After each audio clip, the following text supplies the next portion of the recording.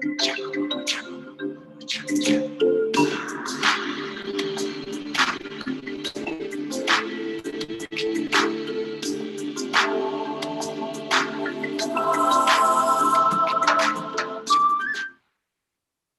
to Nurturing Our Roots from Slavery to Freedom live Zoom session with Antoinette and Karen. We're live every Tuesday at 7 o'clock p.m. Central Standard Time. The talk show where ordinary people with extraordinary family stories can be heard. If you have a family story that you would like to share with us, we would love to hear it. Please contact us at nurturingourroots@gmail.com. I'm Antoinette, and here's Karen. Good evening, everybody. Again, welcome to Nurturing Our Roots. And tonight we have a show that's going to be in two parts. First, we're going to be talking about Free Bob, who was a formerly enslaved person who purchased his freedom and the freedom of his own family, and was lived in Tangipahoa Parish in Louisiana. We have one of his descendants with us tonight, Miss Jackie Dukes, and she's going to tell us a little bit about her family history. And then later on in the show, we're going to have Mr. Kirk Manuel talking about some of his travels and looking at plantations. And so we hope that you guys are going to enjoy the show tonight. But again, we're going to begin with Miss Jackie Dukes. And I think that you're really going to find her family story really, really fascinating. And if you're in the chat room, be sure to ask questions. I will be monitoring the chat room, and as we are able to, we'll answer your questions live on the air. And make sure to subscribe to our YouTube channel if you haven't subscribed already. Hit the notification bell so you can be notified of when we come on air. And you can also leave comments on this show and our previous shows on our YouTube channel. So we definitely check the comments, and we respond to questions in the comments if you missed the show live. So we're definitely looking forward to tonight's show. How you doing, Miss Jackie? I'm doing fine. Living in Chicago in this deep freeze. It's about 5 degrees as I speak. Well, I don't want to tell you what the weather's like down here in the South, but we'll send you some warm vibrations up there. Yeah, good. I could use it. Yeah. Shall I begin? Well, in just a couple of minutes, Antoinette will be back. Okay. And you'll be able to begin. But I just wanted to see how you were doing this evening. Okay, and here we go. Welcome back, co-host. Well, thank you, Karen. And I just want to thank everyone for being a guest on the show tonight. Free Bob is one of those stories that I have been fascinated with for over 10 years now. Free Bob purchased his own freedom and that of his children. He had 17 children, and he gave each one of those 17 children 100 acres each. So Jackie is a descendant of Free Bob, and we're very happy to have her to talk about her history. And I hope that the other people that is trying to come in will be able to get into. So welcome, Jackie, and we're excited to talk to you. Now tell us, where do you fit in that? Okay, I am a fifth generation. My Free Bob would be my great grandfather. When he was, you mentioned he had 4 wives as a result of his wives being sold, auctioned off with his children of those wives. So he married 4 times. And my great grandmother at the time would be Martha Ann Morris, and they had 8 children. And one of their children, whose name was Isaac, is my great grandfather. Isaac at the time was married to Isabella Crook. Mm-hmm. She was known as Bella. I remember my mother used to talk about Bella all the time. She and they had 9 children, one of whom was Fred Vernon, their number 6 child, who is my grandfather. And that's how I came to be, because he had a daughter named Dorothy Vernon, and I was their first grandchild. So Isaac was one of Free Bob's sons. Right. Okay. Right. Jackie, Mount Canaan Cemetery, is that your Isaac that's buried in Mount Canaan Cemetery? Yes. That is him. Yes. Mhm.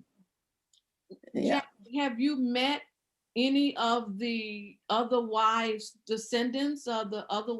No, and that's part of my wish is to do some more research and see. I'm hoping by being with this group, we have a nice Vernon family reunion page, and I'm hoping I can find out about some other wives.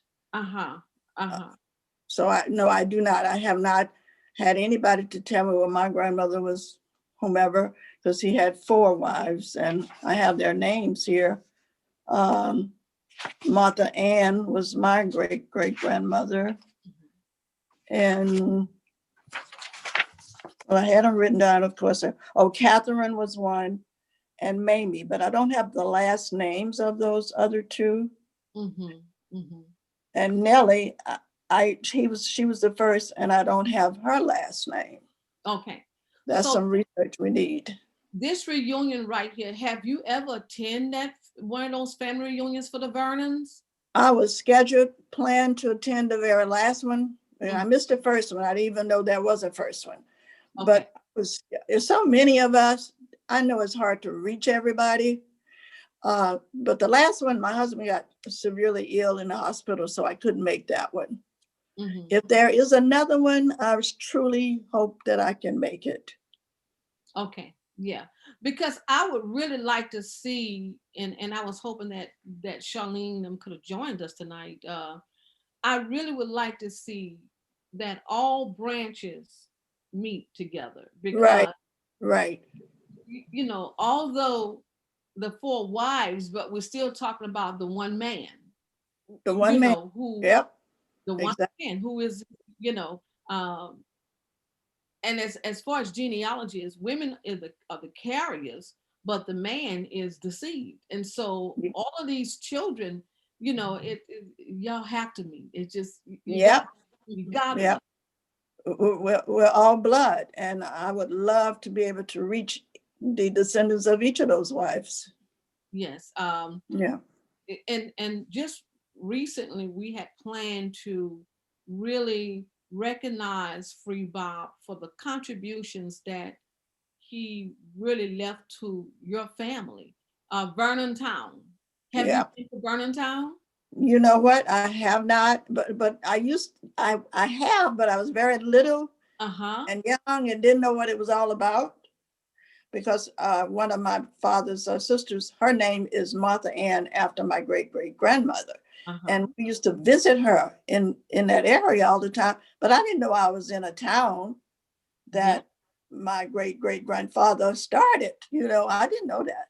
I always went to Mount Canaan. I used to go to Mount Canaan because my daddy's side that's their church, Mount Canaan. Yeah. And when you think about what he did, he donated the land for the school as well as the church. And the cemetery. He was a very wise man. Yes, he was. And couldn't read and write. Let's make note of that. He could not read and write, but he was a very wise man. And when you think about it, Jackie, Karen, 100 acres per child. Yep. How did he raise that kind of money? The story is that he came from being a slave. He got his freedom, and then he owned slaves to help him cultivate land. The story is that his father always told him, if you have your own land, and that's probably true today too, you can become rich with your own land. And that's what he did. He made money cultivating from his own land, and he had slaves to help him do that. And then when he got so much money, he spreaded his money. He came up on all his children from these 4 wives some kind of way. And it's got to be just between Mississippi and Louisiana. That's what I've been reading. And then he distributed um, land to all of these children, every one of them, and they named it Vernon Town. Mm-hmm. Amazing. Owned over 2,500 acres of land, right? Right, right. Mm-hmm. Uh, Jackie, knowing this history about your fifth great grandfather, are you planning to write a book? Are you planning? You know, writing is something I love to do. Mm-hmm. So that's on my agenda when I retire. Because I don't want to sit around. I want to do something. That's one thing I might venture into is writing his book. I'm gonna need the help of a whole lot of people, especially from all of those different wives. Yes. And I hope we can all meet and find each other so we can talk about what we know. And I can put that book together. I'd love to do that. Yeah. Why do you think it is that people like Free Bob, the history, and being that this is every day is Black History Month, but we just want to talk about every day is Black History, every month for us is Black History. Why do you think is in these communities and small communities or there's not a lot of talk about people like Free Bob, people who pioneering people, trailblazers? I lack of knowledge, I think. And what you're doing, Antoinette, has kind of woke up the community to think about that. But when I was coming up, there was no talk about your ancestry. And what we need to do too, and I'm trying to get our kids, our grandkids to think of that. And right now they their minds are not even thinking about stuff like that, but they need to do so. And they need to, I regret that I didn't sit down with my grandfather who loved to talk and record what he was saying or write it down what he was saying because he had a lot of information. As people get older, that's where I am right now at 78. This information that I have, I'm trying to spread it because that's how you get the history. Because, you know, I've been on ancestry.com. I've spent a lot of money, but they only go so far. Right. And then, I would love to find out who's Free Bob's. We know his father was Robert Sr., but there's not a lot of talk of him. Right. Right. Not too much mentioning of him. And what about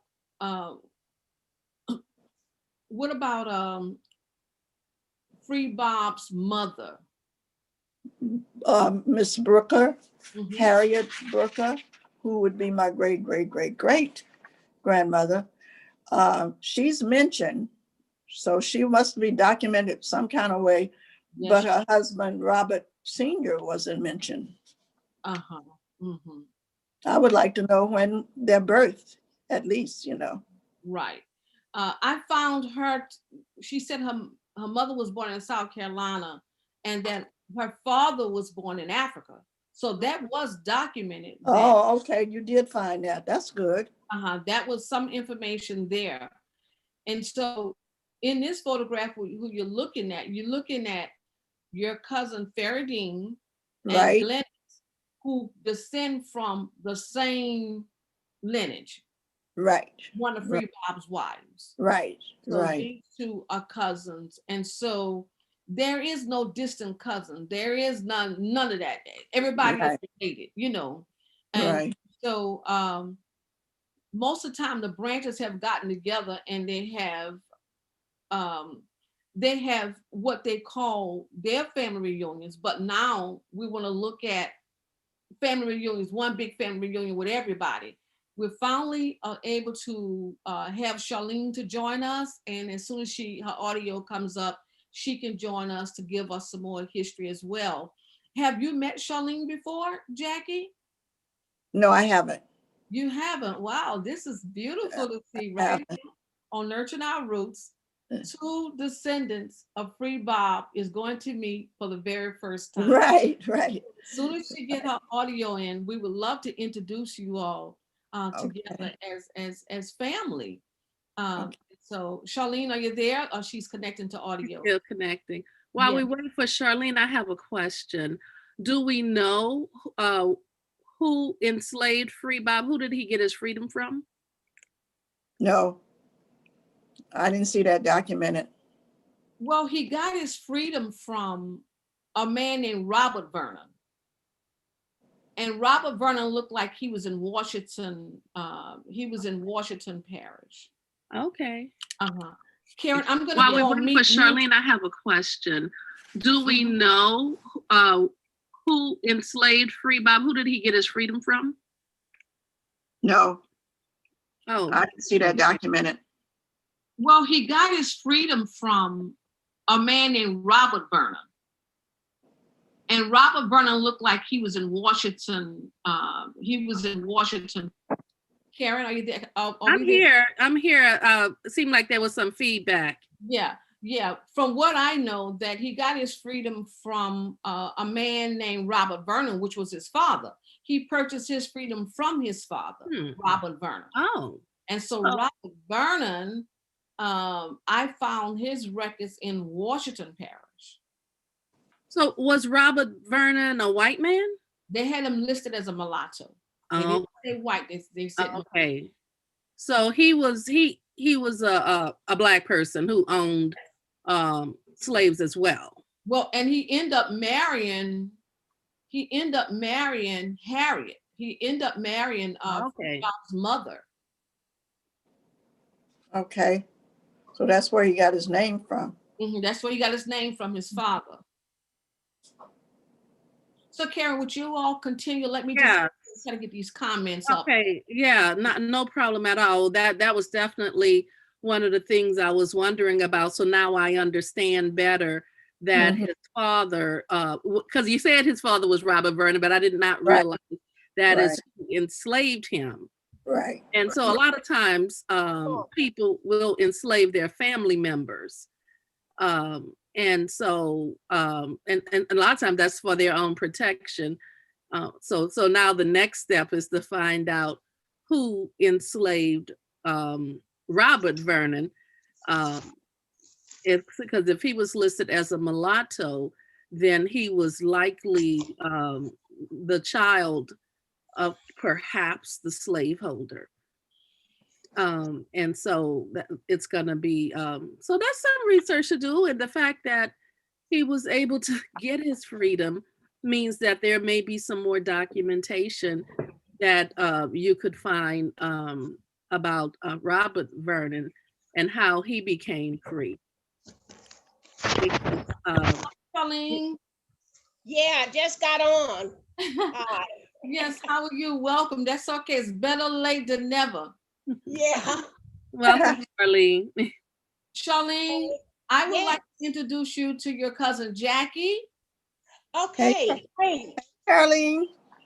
Hey, Jackie. I'm not seeing you. I don't know. Okay, Good there you go. Hey, darling. you. Can you see me? Yeah, I see a picture of you. There's a picture. Oh, okay. Wait a minute. Let me get that out the way. Okay. Oh, I don't know how to get that out the way. I'm really bad at this. Oh, here we go. Now, Don't worry about it. I'm bad at this there too. I am. Hi. Hi. Okay, so these are two, for everybody that's watching, this is two cousins. This is Jackie and Charlene. They're meeting for the first time on Nurturing Our Roots, and they both are descendants of Free Bob.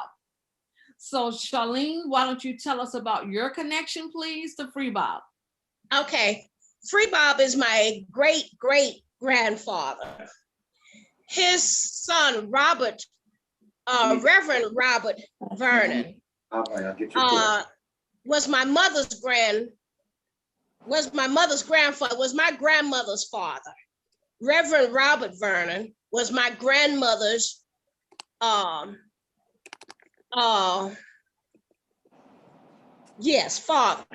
Exactly. Okay, these Roberts get me all confused, but yes, right. That's how it is. Yeah. What was your grandmother's name? My grandmother's name was Nancy Vernon Cryer. Okay. She married a crier, Cryer. Right. All these names that are coming up, my mother used to talk about. Well, maybe your mother mentioned my mother. My mother was born in 1916, and she was named after her auntie, our aunt Janie, my great aunt Janie, Vernon.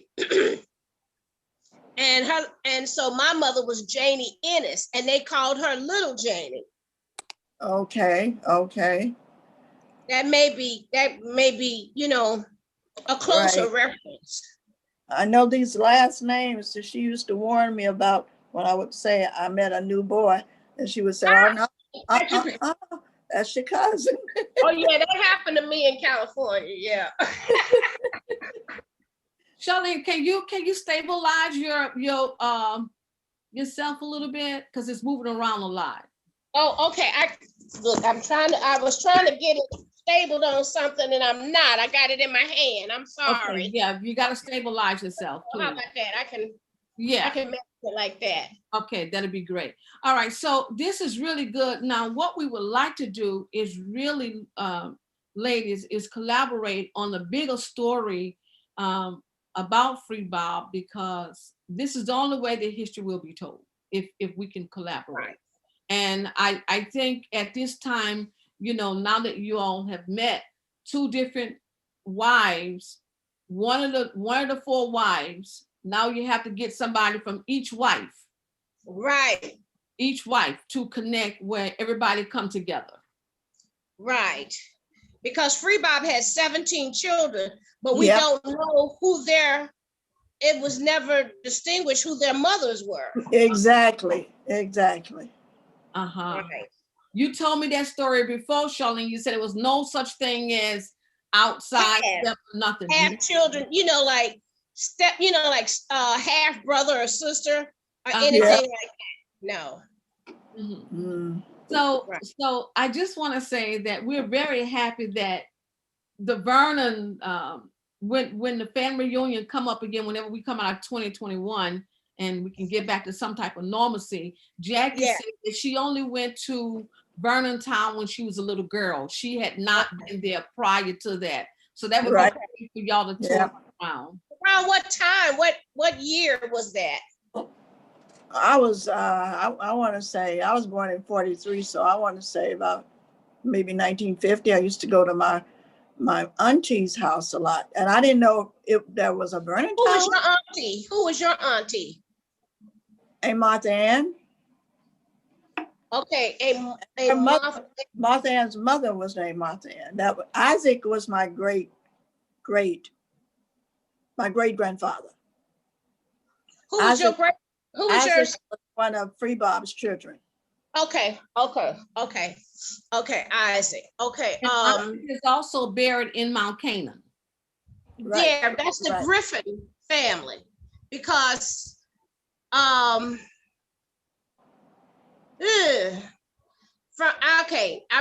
might be not getting that totally correct, but I know of the Isaac that I know. There's Griffins in that family. Well, Isaac had 8 children. Well, somebody's mother was married a Griffin. Oh, have you seen that list of children and grandchildren? That's a whole bunch of people. Because of 4 wives. I haven't memorized that. It's hard enough to keep up with my side. I have a hard time reading it. What we would like for y'all to do is, after we finish, we want to really just wanted y'all to do a brief introduction of yourselves and and basically look at what would be our next step to really gaining some national attention on Free Bob's story, because here's a man, the town that your family is one of the few families that still have land in your families. Yeah. Your family is one of the few families that can still say we're holding on to those 100 acres each that was given to your family. The church is on the property, And I saw this was not very long ago. The school was just demolished, maybe 4 to 5 years ago, right, Charlene? Right, A right. little, yeah. Maybe a little bit longer than that, but it was demolished in, let's say, the 80s, in the late Mhm. 80s. Mhm. The late 80s. That school was demolished. Yes. Mhm. It was burnt down. Yes. Yeah, I saw Luther took a picture of the school, Okay. yeah, but I can definitely say that Miss Grace Walker, Jackie, do you Yes. know her? That was my business teacher at Oh, Westside High. okay, so Yeah. you know she's Oh, one of okay. the three Bob's descendants, right? Yeah, and at that time I didn't know she was related. Yes, Yes. she is. And And she probably didn't know I was related. Her grandmother was Robert Vernon, Reverend Robert Vernon, my great grandfather. They were Uh-huh. sister and brother. Her Okay. grandmother and my great grandfather were sister and brother. Okay. Mhm. Okay. Yes, I go through this list. I see names that I never knew was related. so I think it would be great if we can look at setting up a meeting where all of you all can sort of get together. Miss Walker, yeah, and Charlene and Jackie and Glennis, um, and find somebody from those other two wives as well. Right. Yeah. I don't So, so know. I don't even Karen know which has a wife. question. Karen has a question. Uh, Sure. have anybody done the DNA testing? I did. I I did ancestry, Okay. but I didn't do the 1, 2, 3, whatever the other one is. 23 and me. Yeah, the 23 with me. Yeah, It because that made could me. be, I did it, and it made me even more confused. well, that could be a way of trying to figure out who are some of the descendants of the other wives. Yeah, yeah, yeah, Yeah, I don't have to go. There's a way with ancestry. You pay a little extra money and they'll go further back. They can go yeah, further yeah, into it. yeah, And that's what I want to do. yeah. I That's probably what have I to do want that. to do. I have to do that. Because I mean, it told me how much African and then how Right. much Nigerian. Then I Yeah. have Benin and Togo. So did And you look at your DNA matches though? Because that's where you're going to find this information in your DNA but match. if I could get any more of the Vernons to take the Well, DNA. I had a lot of matches that of cousins I know on on my grandma's side, but I didn't have a lot from the Vernon side that Well, popped I up. had found cousins on my dad's side from that ancestry. Oh, Let us suggest something here. Let us suggest that check it weekly. Check it every 2 weeks to see if somebody check the public member trees. Go yeah, and Okay, put yeah. Robert Vernon's name in the okay, public member trees and see if anybody have really. That's a good idea. That's yeah, what we would like to recommend for you all. Right. okay. And I'm sorry, ladies, but that 7:30 hour have come by so fast, Charlene. I know. We couldn't get on, and I don't know why I was struggling like I was, but because it came right on easy, and I've done this before, but forgive me, you all. yeah, that's all right. And so Jackie and Charlene, we want to thank you all for being a guest. I'm Thank sorry you. the time ran out, but Yes, I Thank will thank be in you. contact with both of you all to get Charlene, is it okay if I give Jackie your phone number, your Please information? do, please, All right. please do. Yeah, Okay. yeah, yeah. Okay. And we can set up a conference call meeting where everybody and even Miss Walker can join in a conversation. All right. Yeah. Yeah, I Excellent. love it. Thank I'm you with so much, that. Antoinette. Thank Good you. to meet you, Join. cousin Thank you, Charlene. Antoinette. I really thank you for all your work, Antoinette. I really Me appreciate you. too. Me Quite too. welcome. Thank All right. you all, ladies. I'm so glad you two cousins met. All right. Yeah, Thank me too. you. Thank Okay. you. All right.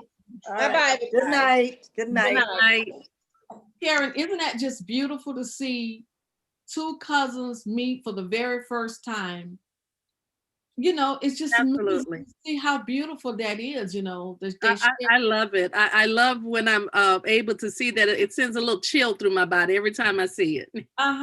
Well, I'm happy to really talk to our next guest, Kurt and D'Angelo. Would you please unmute yourself? Kurt and D'Angelo, it's just Oh. renowned researchers who enjoy. I mean, really, they have a passion for it, Karen. And I want to hear a little bit about their family history and tell us about, some of the things that you have found in Arkansas and Mississippi. Good evening, Kurt and D'Angelo. Good evening.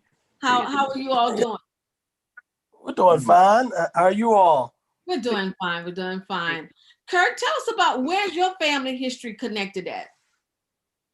We're connected out of Helena, Arkansas. Ooh. Right here on the borderline on the Mississippi Delta, off the river, on the border of Mississippi and Arkansas.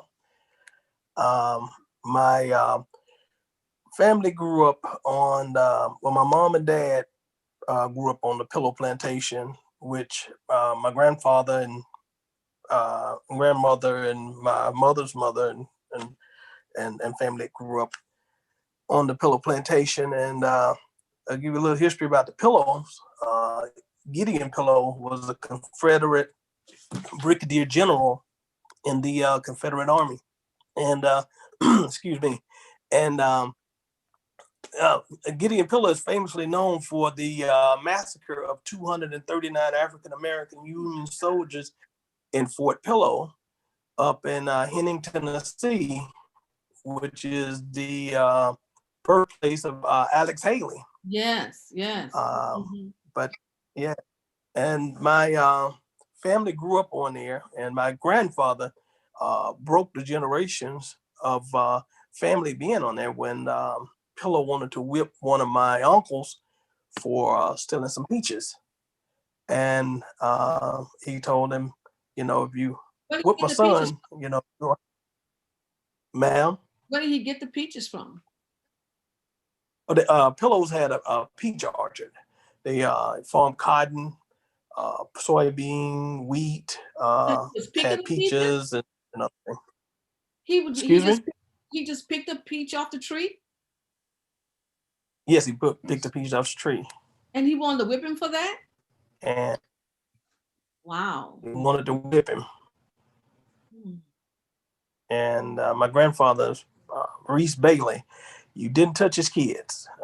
He was a pretty, serious man. He straightforward, but if you broke the line, whether his kids right or wrong, you don't touch him. He disciplined them, and that's what broke that family curse. And my dad followed my grandfather. And is that how they got off the plantation? Yes, that's how they got off the plantation. Yes, ma'am. Yes, ma'am. Yes, ma'am. He told him that he needed to leave, and he thought that he didn't have anywhere to go. But my grandfather had been saving money for years and had purchased land. And when he put him off, they bought a home about 2 miles down from the plantation. And he said that hurt him more than if he had punched him in the nose.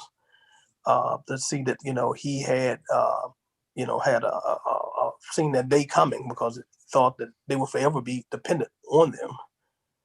And my D'Angelo, will tell you a little bit about some things my father shared with him. My grandfather, he talked very little, but when he would talk and he would open up to me, he used to tell me, he's coming up. Well, he grew up in Helen Crossing, which is pretty much right on the Arkansas Mississippi borderline, and he would tell me how when he'd go to school, how white kids would be in trucks and they would throw bricks at them, throw rocks. He talked about how some of the guys would fight, but a lot of them would run from the white kids jumped on them, because if a fight breaks out, they would just take them right to jail and have on someone's pretty much have working on somebody's farm or just put them somewhere where they just have to do physical labor and but defending themselves, huh? Right. Yes, ma'am. Wow. And yeah, and he told me how a lot of times people would just create bogus charges. Like you might have a man that walks at 7 o'clock in the evening, and deputy would just say, "You're not supposed to be out after 6," and just arrest them, a farmer or someone in the community to come that has pretty much plantations in Arkansas. They would just come get them, have them work on the plantations, and say they're working off the farm, but pretty much you can buy them there. Karen, that sounds like Pennage, huh? Yes, yes. They trapped them there. Yeah. Wow. And listen to D'Angelo, and he said the story that his grandfather shared with him, and Kurt he lost his father, and D'Angelo lost his grandfather a couple of months back. And so just hearing D'Angelo share what he learned from his father, from his grandfather, is just one of those examples of how these stories need to be passed down. And I'm so glad that he opened up to you and shared those stories with you. D'Angelo, at what age did your grandfather start sharing these type of stories with you? I would say about 14, around 14, 15. Mm-hmm. That's when he starts sharing those stories with me, because pretty much at that age I started asking a lot of questions, and my father, when he took me to the Civil Rights Museum, really I just had a lot of questions, because I'm like, how can somebody have that much hate, for a person just because the color, they're black, and put them through so much hardship. And I know my grandfather, he grew up during the time, so during those 50s and 60s, and I wanted to get firsthand knowledge from him. And sometimes he would open up, and sometimes he just I don't know if it was it's frightened and scared. Sometimes he wouldn't talk on it. Mm-hmm. Did you ever record it, like audio record, or is it just basically oral history that was passed down? Basically oral history. I really wished I would have got a lot of it recorded, but a lot of it was passed through oral history. Mm-hmm. So if that means that you need to record it. You need to take and record what was told to you, audio, by your grandfather, um, because you're the first person now that your grandfather's not here. I would strongly recommend that you record what was told to you by your grandfather. Any questions or comments, Karen? Yeah, well, you got so much really good detailed information. And so that it's definitely important to get that recorded for the future generations. I was just really impressed with the level of detail in the information. Mm-hmm. In terms of the enslaver and what he did, and that much information, was passed on about your family history from that plantation. And I just want to share some of the photographs that Kurt sent me. They're always, when they're in Mississippi, Karen, they come across a lot of different plantations, Mm-hmm. riding around. This is one of those kind of. Where is this, Kurt? D'Angelo? Hold on, I'm waiting on it to appear on the screen. Okay, that's cotton, soybean, rice, and corn. It's still low. This is the pillow. This is by Dudley Pillow Riverbend Plantation. Where is that? Yes, it's Dudley Pillow in LaFleur County. Is that the same plantation that your ancestors grew up on?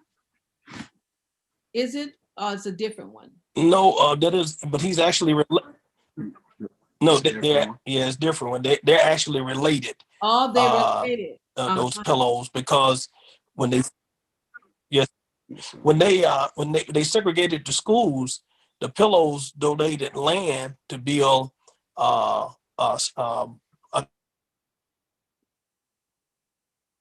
He's freezing up on us. Yeah, I think that's what happened.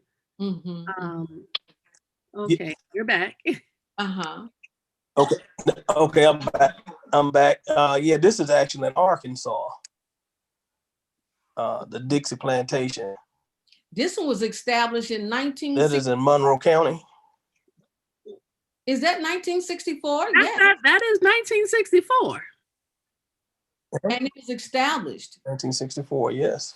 You know, I noticed the other Oh, one, yes. the sign looked quite modern. Are those operating plantations? Well, today, like it looks current. Yes, ma'am. Those are operating plantations today. As a matter of fact, well, J.W. Milam, one of the Emmett Till's killers, his family owned a plantation in Tallahatchie, and we went there and we spoke with him, and you know, we knew who he was, but he didn't know that we knew who he was. That he was a descendant of Milam. And I mean, these plantations, I mean, in these areas, they're still in existence to the day. Generations of family still run these plantations.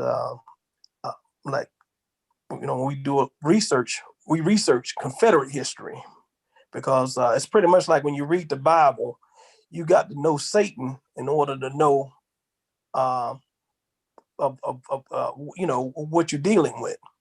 And so when you hear a group of white men or whatever have did something in the past, you know, you pretty much got to know who this is, and it's just brought down to the next generation, you know, to continue those beliefs and those, you know, family traditions.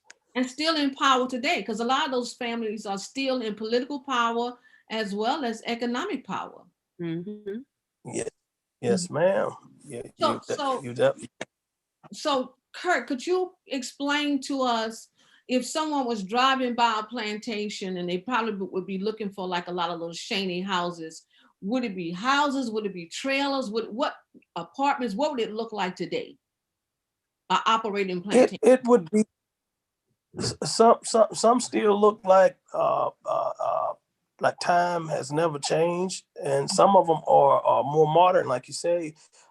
You know, some of them have brick homes, mobile homes there, and those homes are put there so that generation, that to the next generation will know, you know, we've got a place here as long as we work here.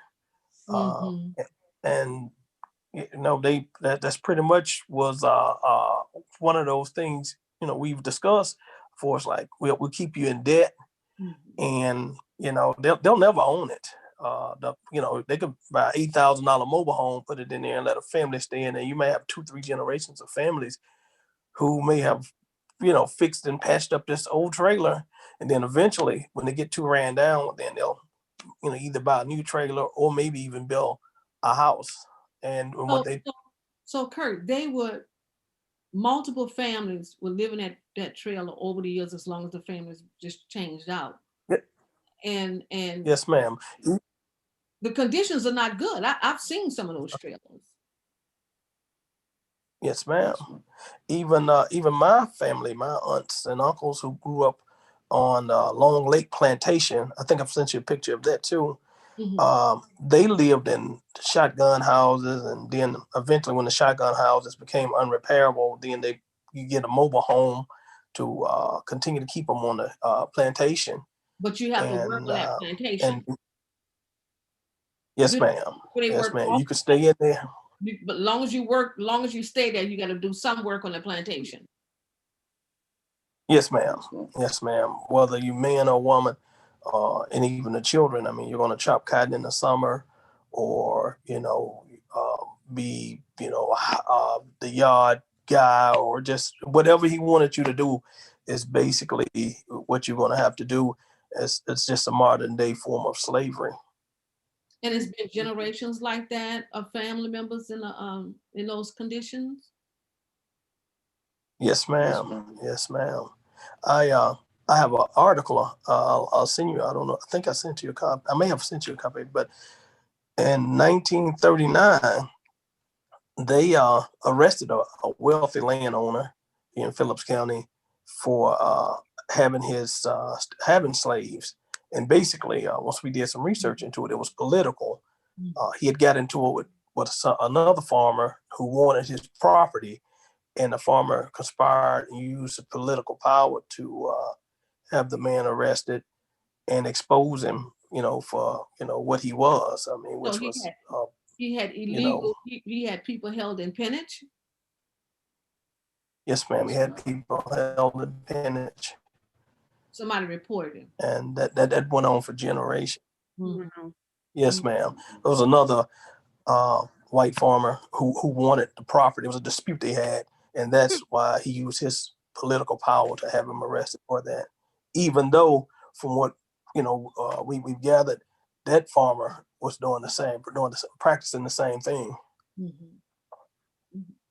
D'Angelo, you wrote a screenplay about the Elaine Massacre. You want to talk about that somewhat? Yes, ma'am. Pretty much. I did when I wrote the screenplay for Elaine 1919. I had to do it in fiction because it's true, true events, but I had to do it in fiction because it's not a lot of documentation on it, and even still today is certain people, no one will talk about it. It's very loaded. It's one of America's most violent and deadliest massacres to ever take place. Some say it was over 2,000 deaths. Some say over 500.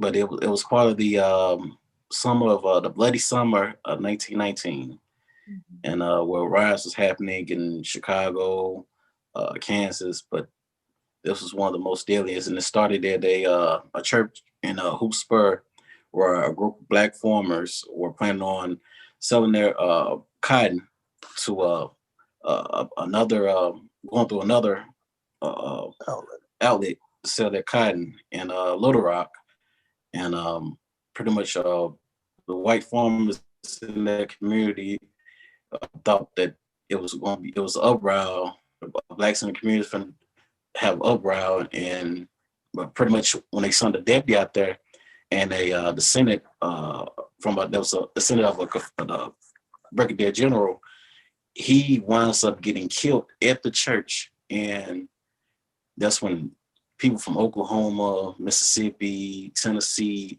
people from all over just came, and they just massacred a lot of blacks in the community. It's even still to this day, it's like I find new information, and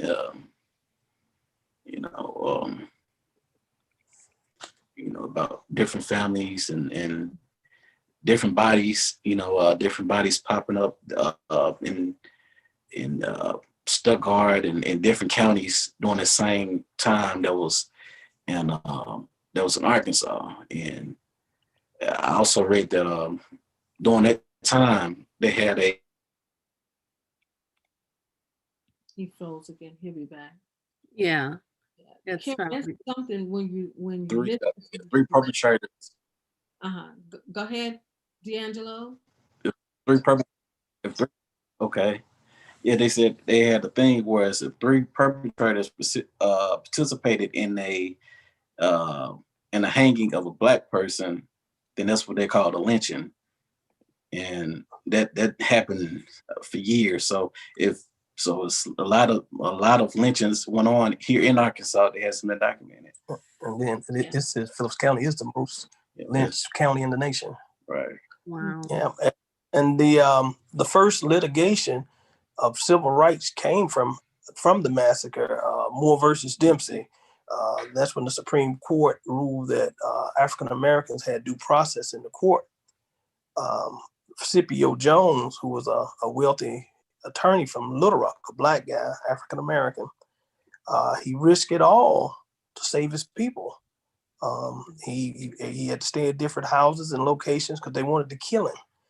And he came in here and got 12 men there was only 12 black men that were sentenced for the massacre, which, 200 and plus or more African-American perished, but 12 men, Black African-Americans, were convicted, were tried for the murder of those 5 whites who died. Mm-hmm. And Scipio Jones came in and got the Supreme Court. It's almost like it was written from a script. He went in and he got these guys to get their sentence overturned by the Supreme Court.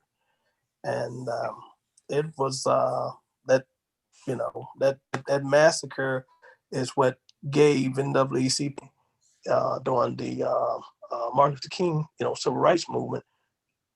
That Moore versus Dempsey was a powerful tool that the NAACP used to get us to, the Civil Rights Act. Wow.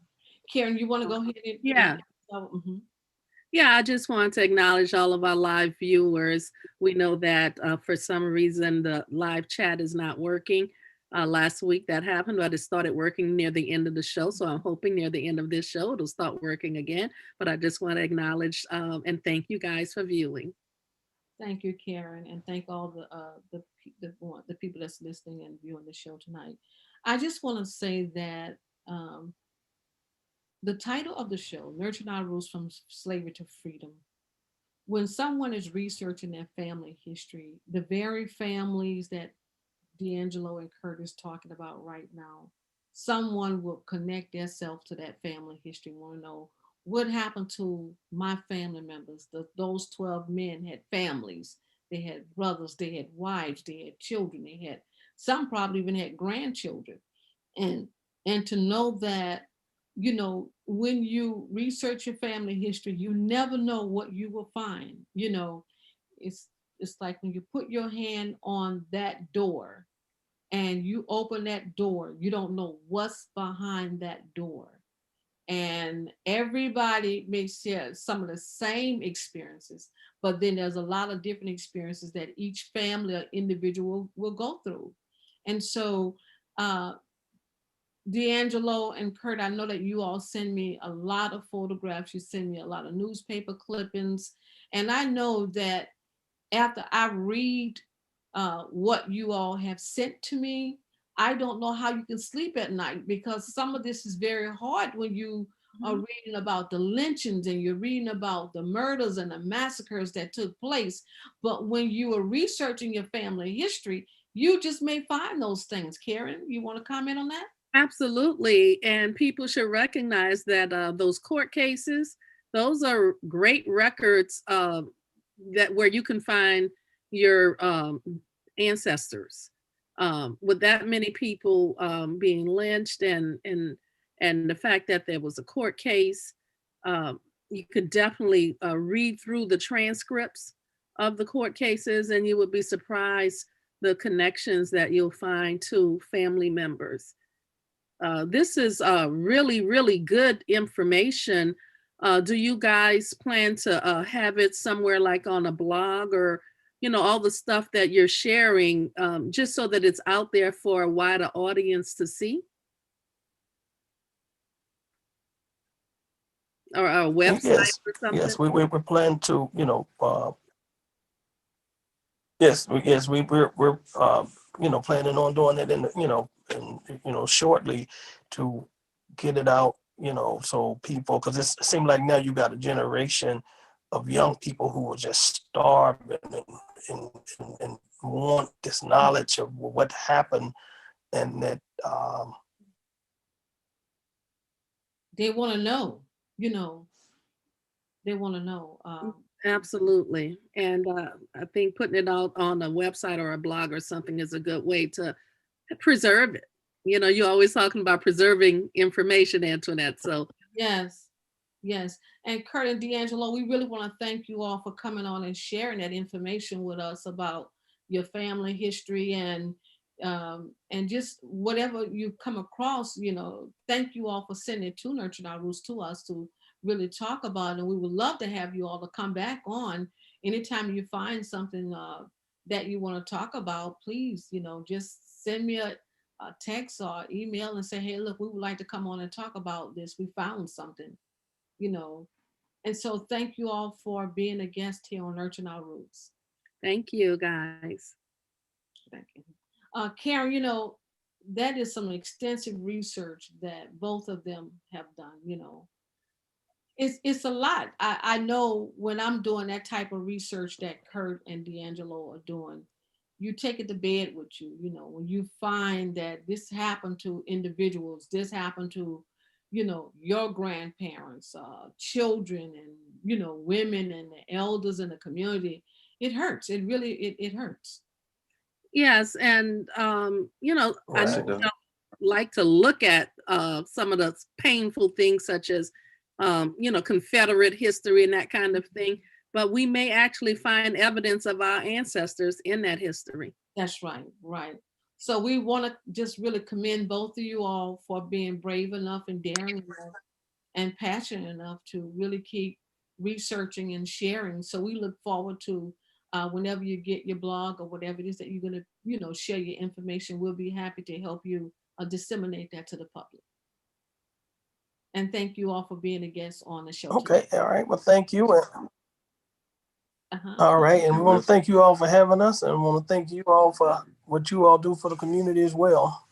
Thank you. Because we don't think Black women have got the credit they deserve. Going all the way back to Ida B. If you research Ida B, that was a bad sister. Yeah. Yeah. And we thank you all for what you're doing. Okay. All right, thank you all. And Karen, we heard Okay. Thank you. We heard some very powerful research information from the both of them, and then the fact that right here on Nurturing Our Roots, two family members met for the very first time. This is what our show is all about. When we say the talk show where ordinary people with extraordinary family stories can be heard, this show is designed to give the voice to those that would not make the mainstream media, but have great stories. Absolutely. I hear from people all the time when they see the national televised genealogy shows, and they're like, I wish they would just do regular people. Yeah. And, we don't have to wait on other people to share the stories of regular people with extraordinary stories. Right. And we have to, because there is so many, so many stories out there. And once again, if anyone out there have a story that you would like to share about your family history, please get in contact with us at nurturingourroots@gmail.com, and we will get back to you. Believe me, we answer every email. And so we will get back to you. But if you have any stories, any oral interviews that you have conducted, or photographs, or just want to talk about your family history, this is the place to do it. Nurturing Our Roots from Slavery to Freedom. And so, Karen, you want to talk about what's coming on next week? Yes. Next week, we're going to have Professor William Thomas, and he's going to share some of the stories from his book, A Question of Freedom. And it's something many of us just don't have a whole lot of knowledge about, that all of the different people who gained their freedom through court cases in the 17 and 1800s. And I'm definitely looking forward to hearing and sharing some of those stories so that the broader audience could have that knowledge. Yes, I'm looking forward to that too, because I ran into a couple of those cases in St. Helena's courthouse. And you find them very sparely, but you do find them. And so I would really want to learn more about those type of cases. But I did find one in St. Helena. Where she was in court. It was a woman fighting for her freedom. Wonderful. Well, the chat has suddenly turned on. Isn't that? And yeah, I don't know what that's about. But there were two questions. One person, Ken's Jim, says, was wondering how far back people have gone.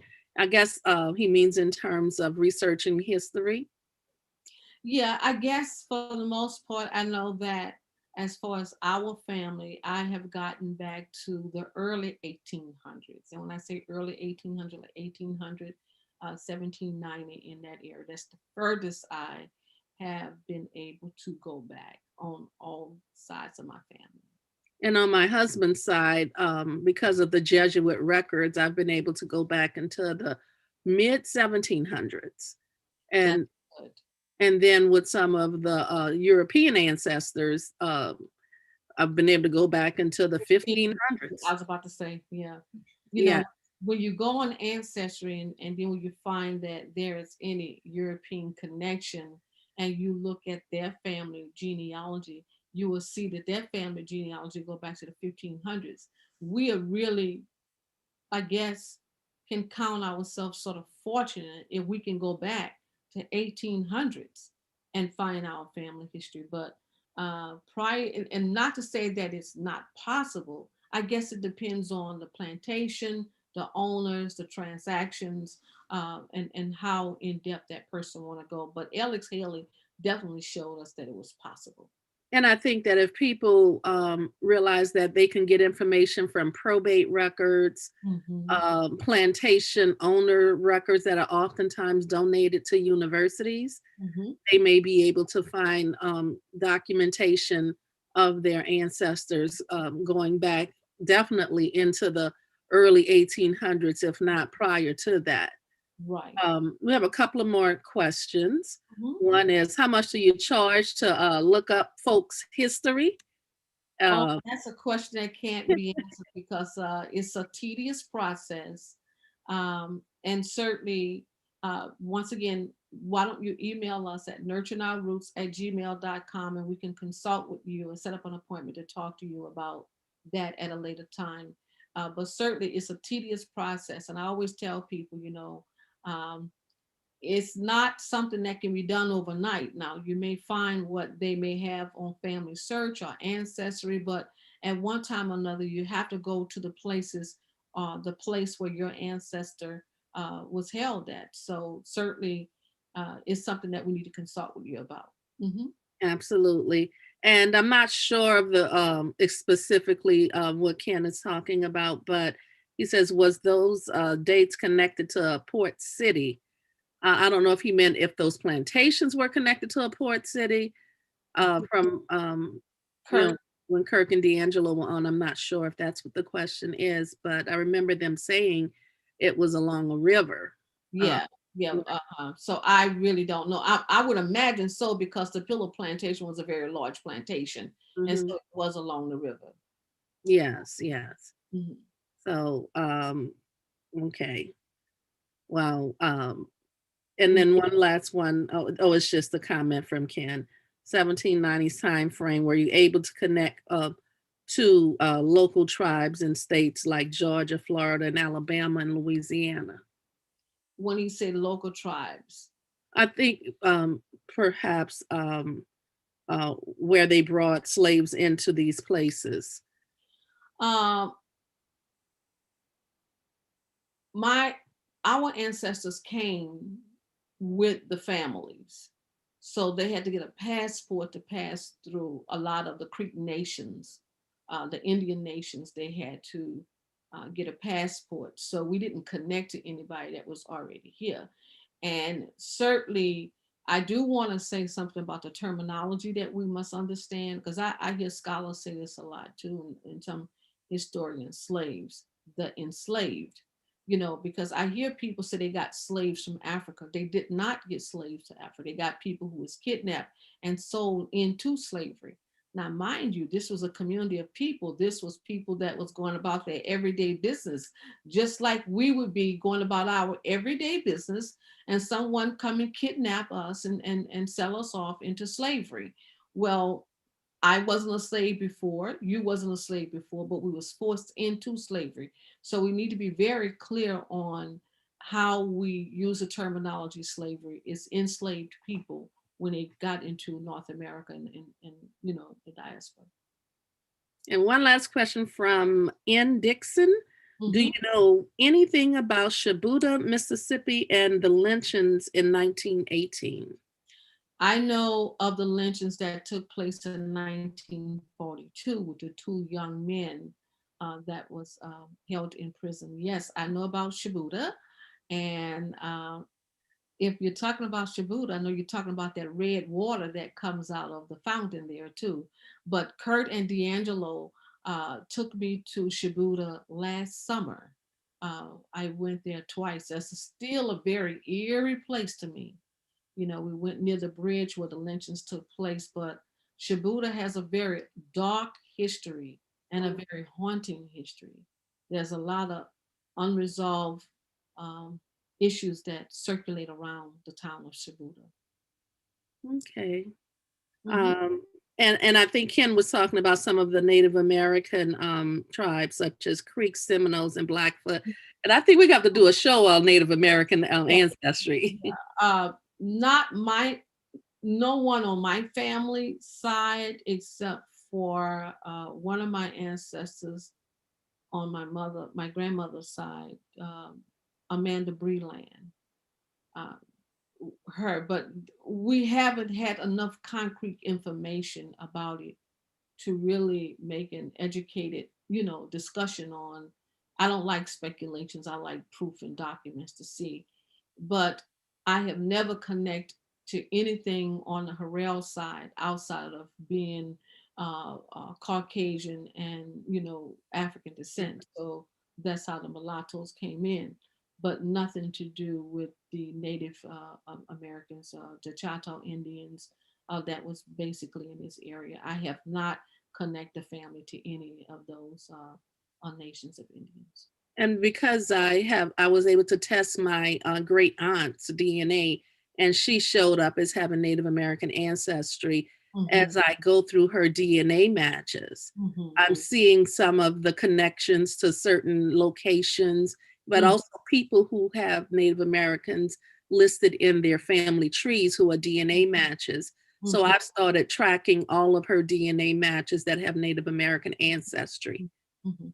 Now, So, I was able to help one person find her Native American ancestor to Cherokees out of in Oklahoma. mhm. So we was able to find some great records for her. She was really just excited because we also found the Indian names. Now, to mention the Choctaw Indians, I did find some on a woman named Melinda Lawson, and her father was named Christmas Tom Christmas. Mhm. Yeah, Wow. and his mother, uh, the, when they was answering the questions about the treaties, the the role was right there. I mean, all the questions was right there. Like, wow, look at this, and it was answering those questions in the first person, which Melinda was answering the Mhm. questions about herself and her family, and her Well, father. you bring up a really good point. You could find some of the information in the Dawes rolls, even if people were not admitted to these different tribes. You could still find information. Mm-hmm, mm-hmm.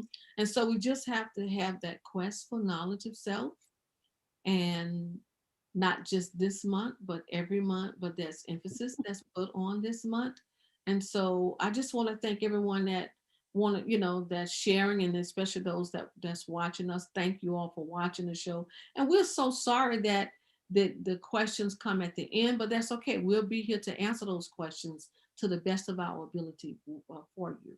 Yes, absolutely. Mhm. And I just thank everyone who has joined us in the chat room and who stuck around until the end to get a chance to ask a few questions. Uh-huh. So Carrie, you want to go ahead and close us out for tonight? Yes. Again, thank you everybody who has watched the show tonight. Please go back and watch some of our previous shows. Be sure to hit the subscribe button, and you can certainly comment, not just on tonight's show, but on previous shows. We will definitely respond to your comments. Um, Follow us on YouTube and on Facebook. And we are here every Tuesday night at 7 p.m. Central Time. And we look forward to seeing you next week. Good night, everybody. And please don't forget to share our page with your friends. Thank